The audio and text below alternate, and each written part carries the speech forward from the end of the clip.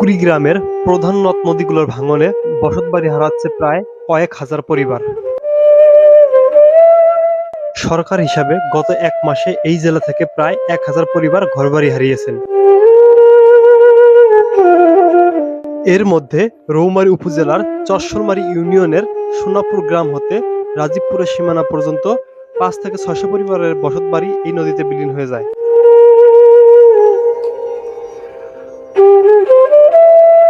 নদী ভাঙনের শিকার মানুষজন জীবন বাঁচানোর জন্য বাঁধের উপরে অথবা অন্যের আঙিনায় ছাউনি তুলে জীবনযাপন করছেন।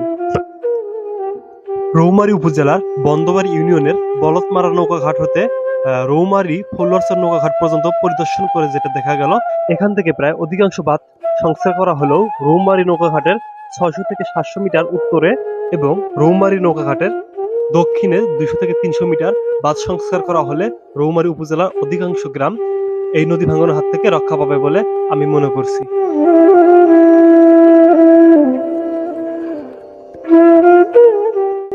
আমার এই ভিডিও ফুটেজটির মধ্যে আমি 500 থেকে 600 মিটার নদী ভাঙনের চিত্র এখানে তুলে ধরেছি, কিন্তু পানি উন্নয়ন বোর্ড কুড়িগ্রাম কার্যালয়ের নির্বাহী প্রকৌশলী মোহাম্মদ রাকিবুল ইসলাম এর ভাষ্য মতে কুড়িগ্রাম জেলার 3টি উপজেলায় 4 কিলোমিটার নদী ভাঙন দেখা দিয়েছে।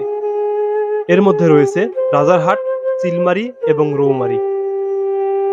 এবং তিনি এটাও স্বীকার করেন যে এই 4 কিলোমিটার ভাঙন রোধে 5টি পয়েন্টে কাজ চলমান রয়েছে, কিন্তু রৌমারীর মিডল পয়েন্টে এই ভাঙন রোধে নেই এখানে একটি পয়েন্টও।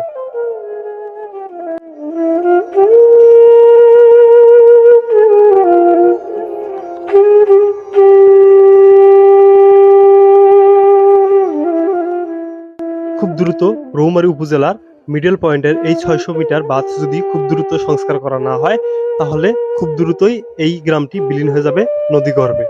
এবং শুধু তাই নয়, নদীর পানি হতে 200 মিটার পূর্ব দিকে রয়েছে কুঠিরচর স্কুল অ্যান্ড কলেজ এবং প্রাইমারি স্কুল, এবং সেখানে 1000 কোটি টাকা ব্যয়ে রয়েছে 2টি বহুতল ভবন। স্থানীয়দের দাবি খুব দ্রুতই যেন এই বাঁধ সংস্কারের কাজ শুরু করা হয় এবং নদী ভাঙন রোধ প্রতিরোধ করা হয়।